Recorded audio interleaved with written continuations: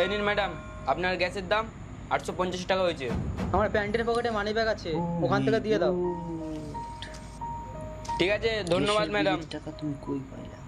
এবার থেকে আপনি ফোন করে দেবেন, সবার আগে আপনার সিলিন্ডারই দিয়ে যাব। ঠিক আছে, ওকে, তুমি কোথায় ঠিক টাকা আছে। পেলে? ছিল তাই দিয়ে দিলাম। কত হলো? 200।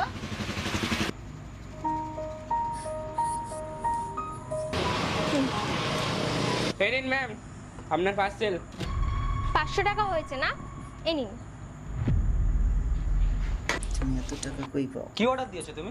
ওই একটা চুড়িদার, আগেরগুলো সব পুরনো হয়ে গেছে আর সেল চলছিল না, তাই একটা অর্ডার করে দিয়েছি। আচ্ছা। পরে দেখাবো? না। না থাক।